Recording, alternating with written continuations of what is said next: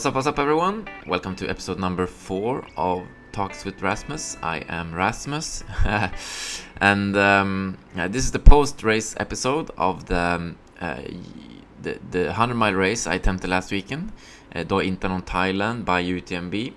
So 100-mile race through the mountains of Thailand's highest peak, Doi Inthanon, which is in north of Thailand, not too far from Chiang Mai.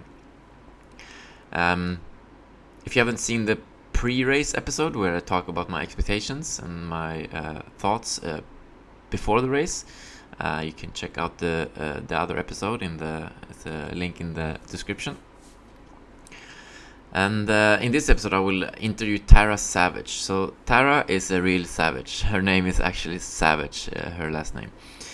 She lives in Bangkok. She has 3 kids. She's a normal sort of teacher, school teacher, and still managed to train and compete and finish these 100-miler races.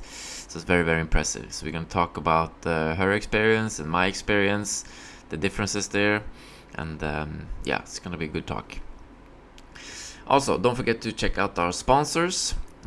First one, Fruitbound Bars. Fruitbound Bars is a local company here in Chiang Mai doing bars, energy bars for endurance athletes, endurance trainers, and they supported me on the race last weekend.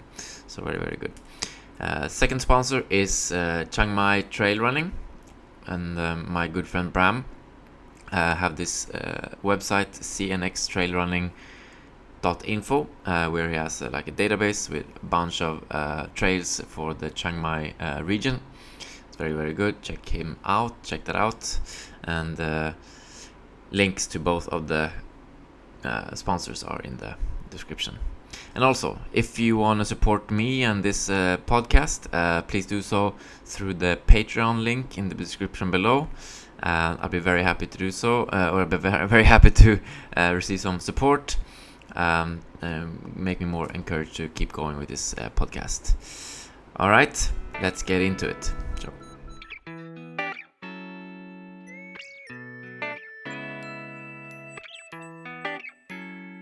All right, everyone. Welcome to episode number 4 of Talks with Rasmus. I'm here with Tara, one of my buddies, running friends. Hello, Tara. Welcome. Hi, everybody.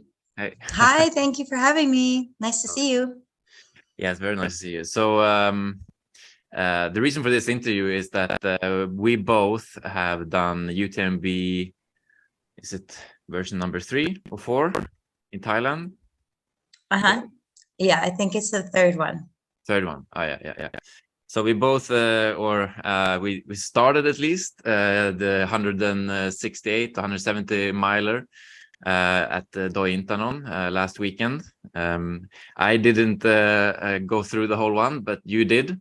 So the reason for this sort of talk and this interview is to sort of talk a little bit about the differences and a little bit about your experience and my experience. You have some more experience than I have, so it'll be interesting to hear both perspectives, I think. Yeah. Awesome. Sounds good. So quick question. This is 5 days after the race. How do you feel? Just 5 days, yeah. You finished Sunday morning, right? I finished Sunday morning at about 3 a.m. and then I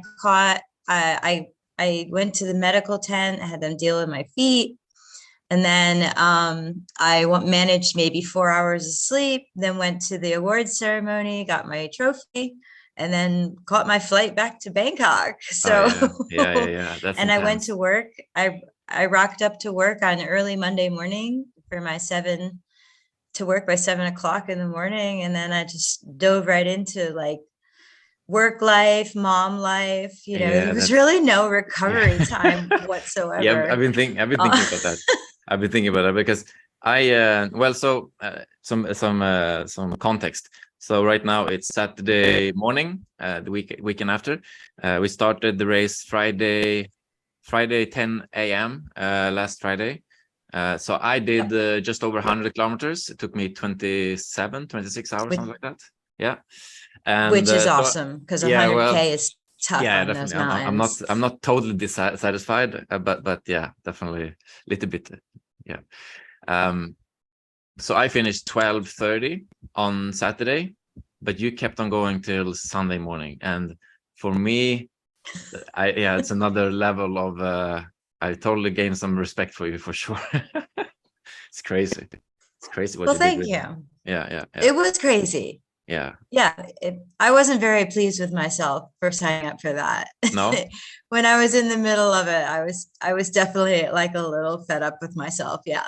Yeah, I can imagine. It was just those crushing downhills that were Yeah. killing me. Yeah. But have I recovered? I'm trying to catch up on my sleep because I figure I ran the whole weekend. So Mm, it's a whole weekend of missed mm, sleep. mm. So I'm trying to get as many hours in I can at night. I'm trying to eat and eat and eat to Yeah. recover those calories. I did start running again. I did two very, very short baby runs this week, just to see like how I felt. And actually my legs felt really good. I do know that I have to tend to my blisters a little bit because they're Mm. still just open giant Oh, wounds really? on my feet. Yeah. But actually my legs feel pretty good. All right, cool. Fantastic. We'll get more I think into I'm the just detail. tired. Yeah. No shit. We'll get a bit more into the details later on, but just to put some more context into sort of who you are. So you were featured in women's running last year. The Yeah, magazine. Brian Metzler wrote an article about me. Yeah, I think it was called Women's Running Yeah. magazine. Yep. So That's let's right. just sort of back up a bit and sort of tell us a little bit more about sort of who you are. So you are a single mom living in Bangkok, 3 kids, just started running like 4, 5, 6 years ago, and are now finishing 100-mile 5 or 6 years races. ago. Yeah. So Yeah. explain to me and to everyone how the fuck are you doing that? It's kind of weird. Well, for starters, I'm extremely stubborn. Mm, So when I set my mind to doing something, no matter how insane it is, I get it done. And mm, then I figure out in my head like what's the best way to prepare myself.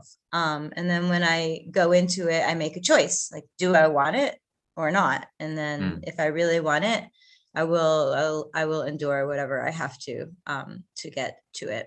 Yeah. But I actually just looked up. I saw a couple friends on Facebook who looked up their Strava stats for the year. Hmm. Yeah. That's something we can do. And I was looking at everybody else's, so I thought, oh, okay, I'll look at mine. And it was just kind of off the charts. Like Oh, really? my elevation is something crazy, like close to 92,000 Oh, meters.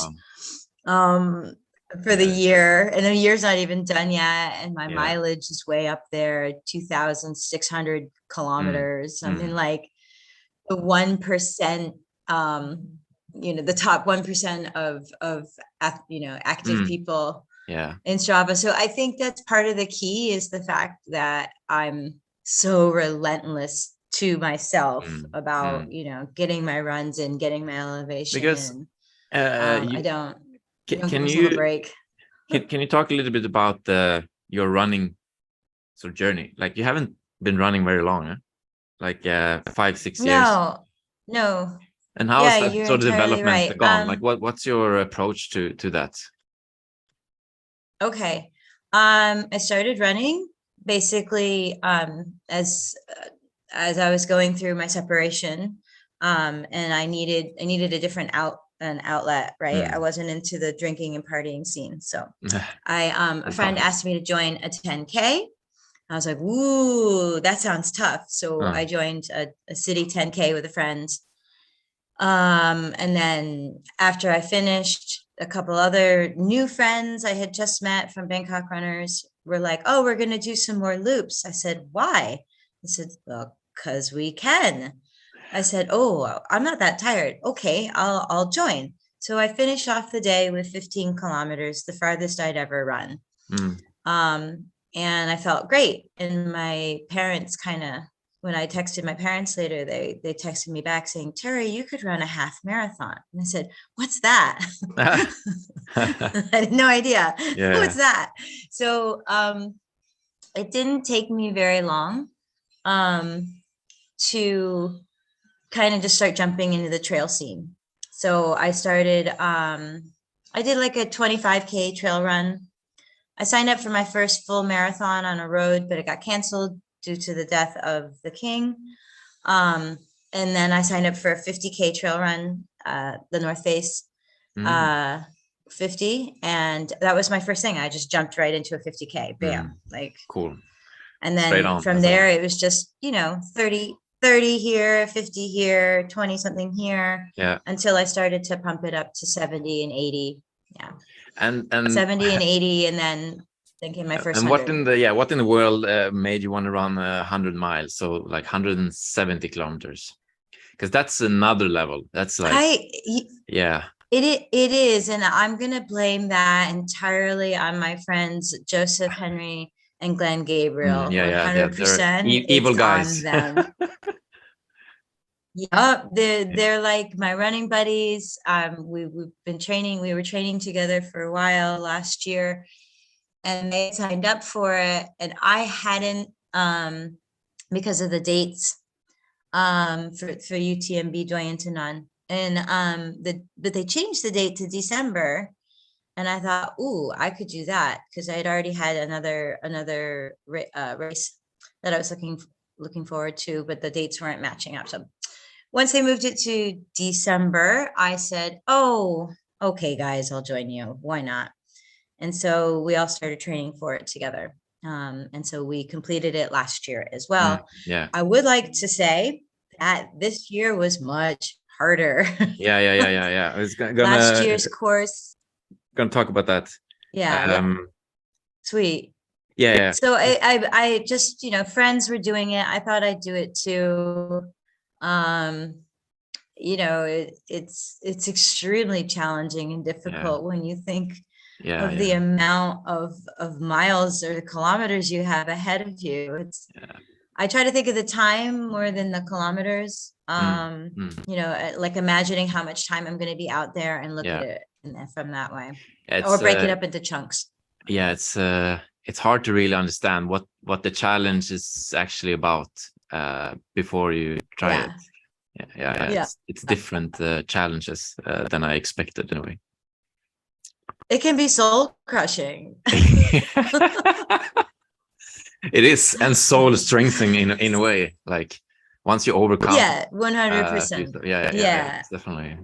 I actually wasn't really up for it this year. Like I my stress level from work and from my kids and from everything has been just the stress level in my life has just been like, up to my eyebrows. So, and I'm not as well trained as I wanted to be. So I was like, oh, maybe I shouldn't do it. You're not ready for it this year. And then I thought, hang on, maybe what you need more than anything is a full weekend in the woods. Like maybe that's what you need, is to just go chill out in the mountains for an entire day or two. To process all the chaos and crap in your head. No, it's not, but it is, and this, it's deep time in your own brain. It's, and when you finally you get to sort of like address and explore all those things that are inside. I mean, like I can, even though it's not chilling out, it is also a little bit chilling out. Like you go into some weird meditative state, like we're just like in your own bubble, like, and then when you get out, it's just like, what happened? What did I do? It's weird. Yep, 100%. You wind up in your own head. Sometimes you wind up looping in your head too, like you start thinking the same thing over and over again. That's what happens to me in the second night usually. That's when I start going into dark places. But I personally, I got a lot of soul searching done, and I got a lot of great answers to Yeah, questions I had in yeah, my yeah, life. yeah, So yeah, yeah. it Yeah, worked. It was what I needed. I want to get into all of that. Just a few sort of ground laying questions first. So, um, one of the most interesting and impressive things with is how are you managing living, working in Bangkok with 3 kids? There's no mountains around Bangkok. Like anyone been to Bangkok, there's like No. 2 or 3 parks, like a few kilometers lap, and then you're done.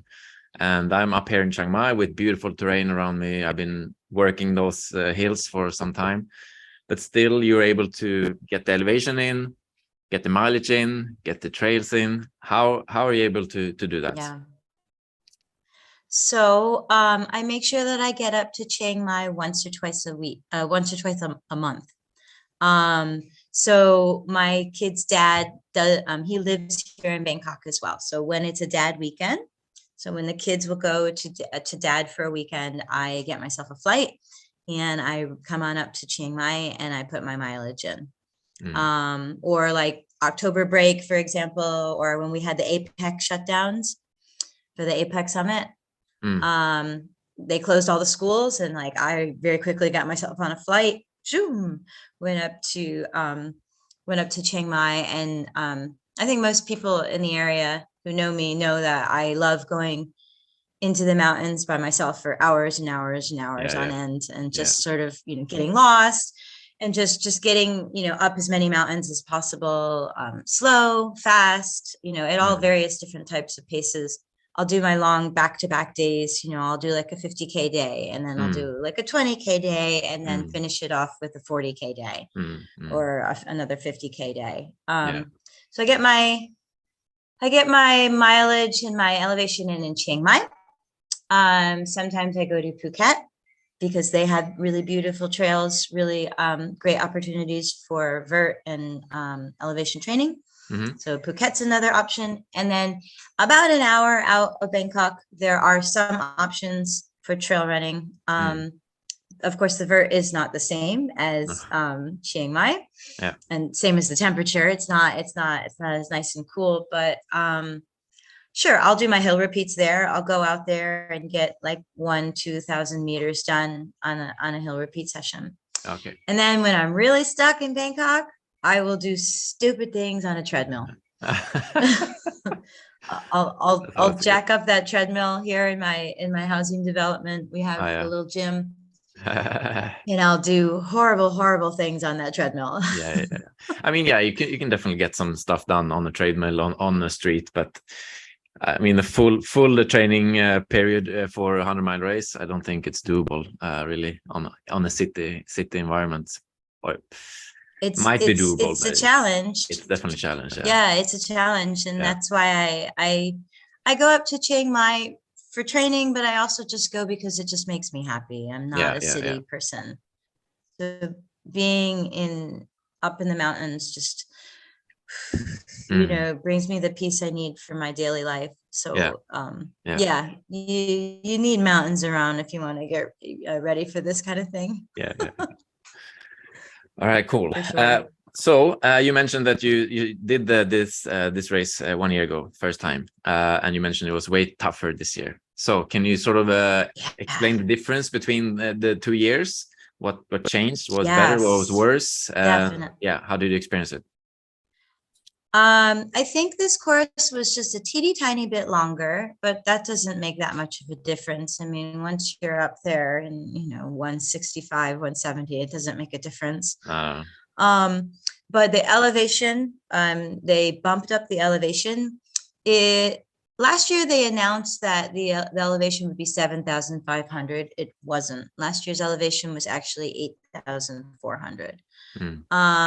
This year they bumped it up to 10,000 meters to sort of mimic the real UTMB that's in France, right? So the original.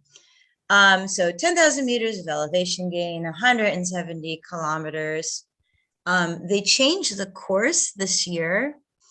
And I'm not sure I liked all the changes. For example, Doi Inthanon was first. Mm. So you had one little mountain, and then you had the big climb of Doi Inthanon in the Mm. beginning. And so I remember that climb, so I knew what was ahead of me. I was able to hit that pretty hard and fast. Mm. But it was a little sad because last year when you had done Doi Inthanon, you knew you were done. So Ah. you had gone, you pushed and slogged up. It's like a 1,200-meter climb over 10K. Yeah. And like last year, once you got up, it was just 9K down, you were done. And this Okay. year, it's like you Okay. got up. Oh gosh, I just started. Mm. So, Yeah. what absolutely crushed me was after we went to the very top of Intanon for A5, the aid station at 50K. Yeah. I had some food, thank heavens, I was starved. Um, and after that was a drop. I'm sure you remember 2,000 meters of drop from Yeah. Yeah. 50K to 65K. Yeah. And this did not exist in It last has. year's event. It was And crazy. it was just horrid. It was Yeah. in the middle of the night for me. How Yeah. about Yeah. you? Same for me as well. Yeah. Yeah. And it was just like, it was just never ending. And it was on this Yeah. scree, like this, like dirt. And Yeah.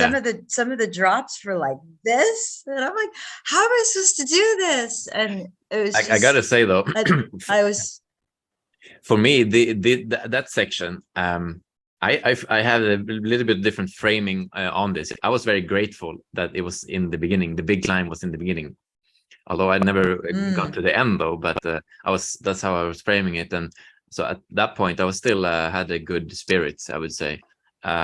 The spirit slowly kind of died during that descent for me. yeah, Was, right.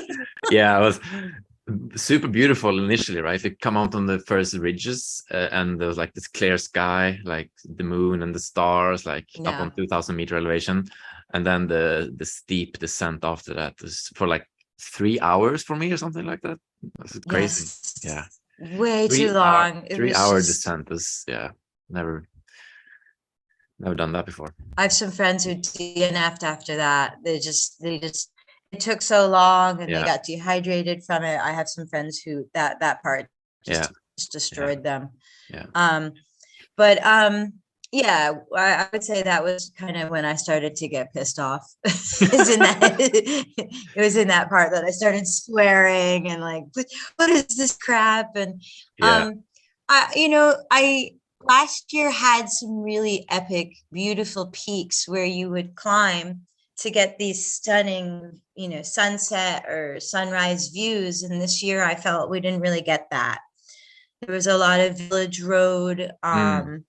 and just I miss some of the scenery Oh, okay. from last year. Yeah. Like Panyem. Panyem was one of my most favorite peaks from last year. Mm. And as far as I understand, we didn't go up it. I will say though, the signage was way better. I didn't get lost this time. That's good. Yay. Yeah. The food was a dilemma. I definitely needed more solid food as as we clocked over 100K. It was like I wanted more food. You didn't get to see the last big peak, and I was excited to hit it, like, yeah, let's get this big peak done. It was a doozy. When I was climbing up towards the top of it, finally, that's my coffee machine turning off. Sorry about that noise. There was a ranger because it was in the dark in the middle of the night, and you actually don't know how big the peak is. And then you start to see headlamps continuing to climb up, and you're going, what? And there's a ranger to make sure that you're okay, because it is actually completely open with a teeny tiny little trail. It was super, super dangerous in the middle of the night. Like if you had wobbly legs, like you were in for some trouble. And there's a ranger. So I stopped at the ranger and I asked him in Thai, what is the name of this peak? And he said it was called Doi Inthanon, which means tiger's head. Oh, wow. That's cool. So I just had this different, it really gave me a better vision and understanding of what I was climbing. I wish I had actually gotten to see a view from the top of there, because it was a stunningly beautiful and very, very like steep and hard climb. And then so that was new. I talked to Sebastian. He's one of the ones that helps with the course, creation of the course, and he said that mountain was in the first edition, but it was not in the second edition. So this was a new part. Okay. I loved it, but man, the downhill never ended. Like I just was like, am I ever getting out of the woods again?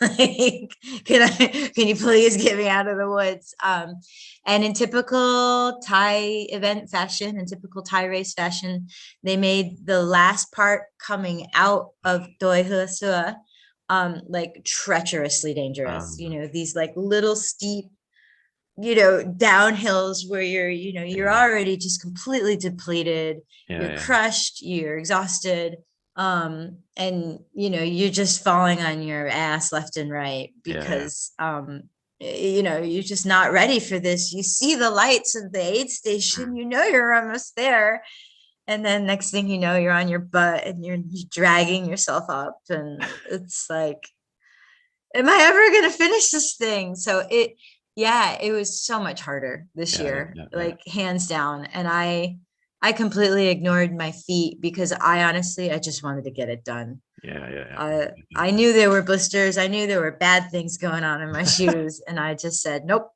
I'm going to pretend like they're not there. And I'm going to like press on, go. So, fantastic. So you finished and the last part wasn't that bad. No? It is, when I saw that there was 5K left, it was like 5K left, 348 meters up and 178 meters down. I was like, yes, I could do that. I ran it at full speed. Like, and how I took it on like my life depended on it. How is the feeling when you are finishing a 100-mile race? 42 hours, was it? It was 41. 41. I did 41 hours. Yeah, okay, 41. Yeah. And that's the really cool thing is last year it took me 44. Oh, really? So here, this course, so this course was harder and I finished it faster. Oh, wow. That's awesome. And I think that's because I did it my style. I did it the way I wanted to do it. I didn't. Last year I buddied up with some of my friends from Phuket. And they wanted to sleep and rest, and I'm very grateful for the miles I spent with them because they helped me not get lost. But this time I went completely like by myself with myself, doing my own thing, my own pace. I rested very little. If you look at my rest time, it's ridiculous, like 20 something minutes. Like, like I never slept or anything. Yeah. No. So, I finished faster. I was pushing for 40 hours, but okay. 41. and how's the inner sort of energy? What's going on when you're crossing the finish line? Emotionally, physically, what's coming up? Well, I like I said, ran the last part as hard as I could because I knew that there were some girls behind me, and all of a sudden the psycho in me kicked in, like, hey, Tara, go beat those girls.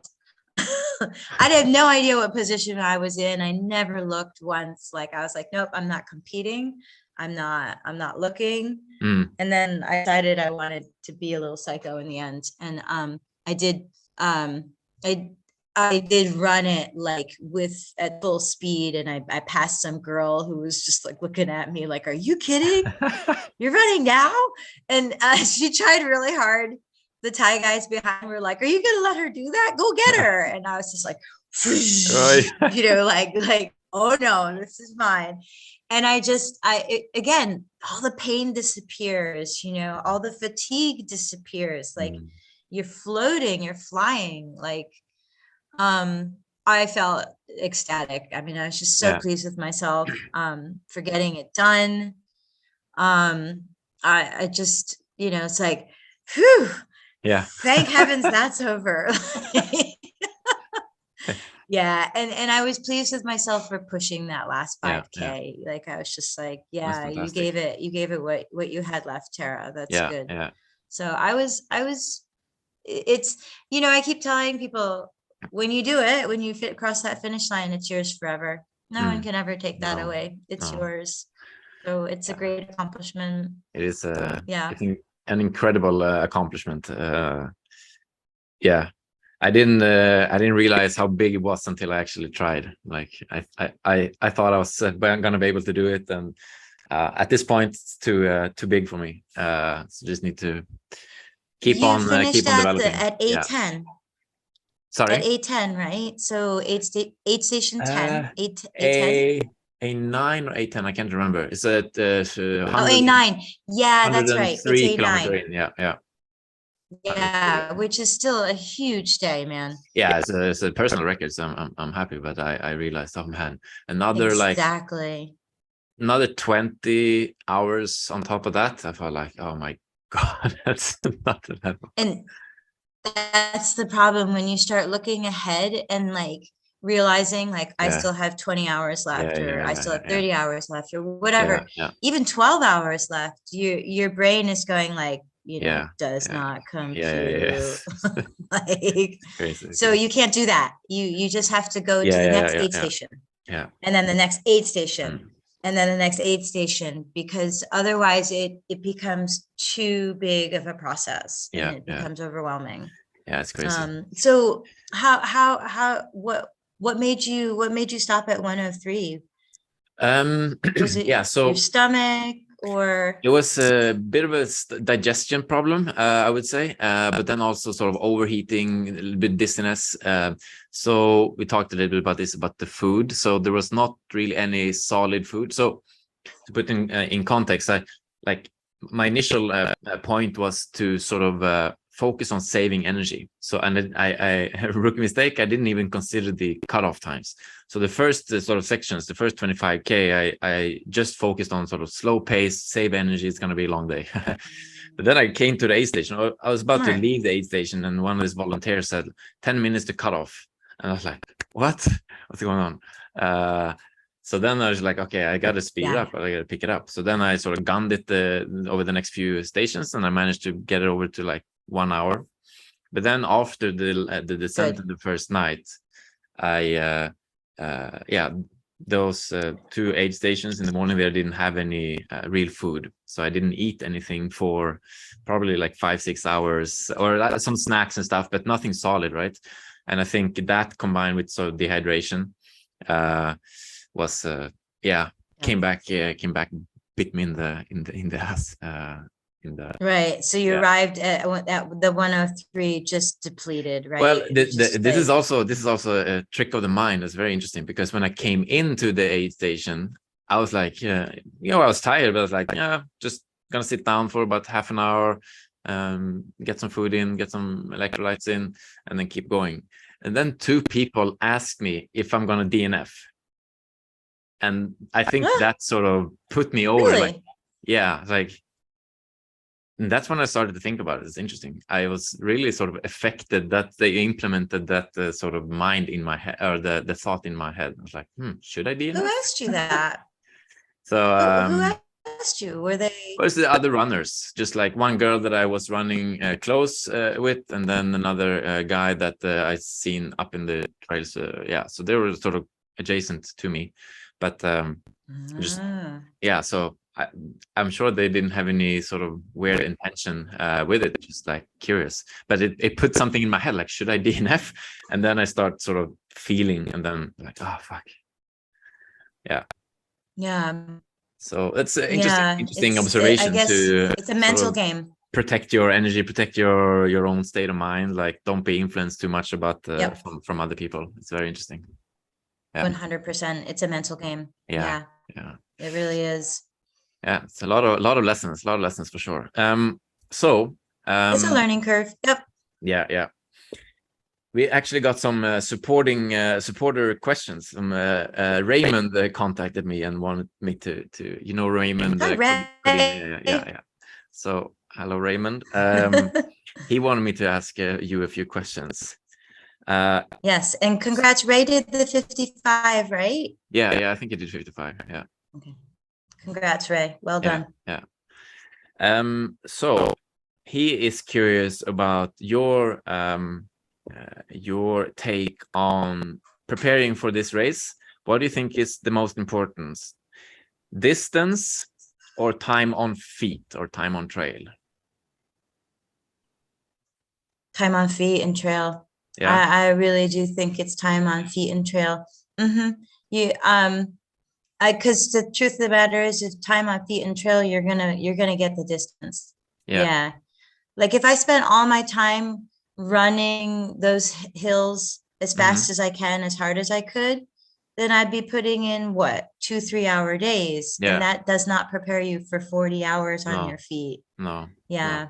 So, because sure, I can gun these hills and get back down to my hotel room and put my feet up, but that doesn't help you really get ready to suffer and be on your feet for so long. So for me, it's long days. Long days. With a combination of some fast sections and some slower sections. Yeah.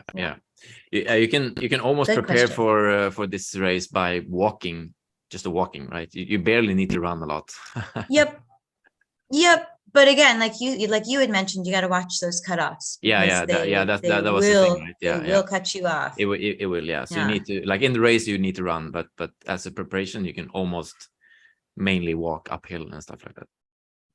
Yeah, you can take it slow. Yeah, for sure.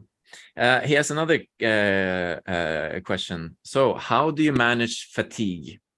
And do you have any caffeine stuff with you? Oh gosh, I have caffeine. Yeah, I didn't actually. I didn't get any caffeine. Oh wow, that's amazing. Holy I took some smokes. coffee. I took some coffee in the aid stations, but I didn't have any chewing gum or nothing extra. No. Okay, maybe that coffee helped you out then. Yeah. Do you drink Coke as well? I know most runners love their Coca-Cola. I survived on Coke for the morning there. That was my energy mainly. So yeah, most of my friends drink Coca-Cola, and I had maybe about this much at the very end of the race, really? just to set me over. But I actually, usually the stuff just makes me feel sick. I use Run Gum, so it's a gum that has caffeine in it. And I really like it because it doesn't go into my stomach, right? It goes right into your saliva. So it doesn't upset your stomach. So I love that. I have a couple gels that have some caffeine in it, and my Tailwind also has caffeine in it. Okay, cool. So I kind of have like a steady stream of caffeine pumping through my body. Maybe that's something I should look into more as well. Tailwind is great. I highly recommend it. Yeah. It helps me a lot. Okay, cool. And last question from Raymond. He wondered, when did your pain cave begin? When did you start the suffering? There were waves of the pain cave. That downhill I mentioned from 50 to 65 kilometers, I was definitely in the pain cave. I don't like that type of downhill. So that was pain cave for me there. But I got to set that off eventually by putting my music on later on, and I was able to run after that. And so then I was in my happy space when I had my music on. But it was that last mountain, the Tiger's Head Mountain. Oh, really? I was just in so much pain going, especially the downhill. It was both the uphill and the downhill. My foot was hurting so badly. I think my calf and my foot were cramping, like the whole thing. And it was just like I was nauseous from the pain. So that was, pain cave was there. So I don't know, what's that, 130, maybe 130K. I was about there. And I was like, I couldn't think of anything else. The pain was just so overwhelming. I was like almost near tears, and I was just like, get it done. Stop whining. Yeah. Big time. It's a The lot of pancake for that fun one. stuff. Yeah. So I would say for me, it was in the morning there, between maybe 8 a.m. until I dropped out. Like the heat of that morning, and then my Yes. feet. It's just Oh, brutal. Yeah, just on top of the mountain. it was There's really no hot. cover. Yeah, it's like it's brutal. It was exceptionally hot. I Yeah, agree. It was yeah, just unseasonably hot. It was yeah. weird. That's crazy. All right, so we are pretty much at 40 minutes now. We're gonna cut this off. Just one last question. Cool. Are you going to do it next year Yes. again? Ha! Oh, Want it on, during the race, I said no way. okay. But And what do you say now? I will consider it. I will You will consider, consider if yeah. I don't do the 100-miler, maybe I'll do one of the other Okay. distances, maybe the 100K. Yeah. Yeah, but I'll join the event. I just don't know which distance. All right. Yeah. I'll have to think about it as well. We'll see. I was gonna say, what about you? Yeah. I would say 80% yes at this point. We will see though. I have to calibrate. Awesome. All right. You know Thank what you you're so up much, against now. So Tara. Thank you so much for this, and maybe we'll do thank a you, follow-up Rasmus. in a few months, maybe, and talk again. Awesome. All right. Yeah. And I'll be up in Chiang Mai relatively soon to train. So Okay, cool. thanks. Thank you. Bye-bye. Have a great day.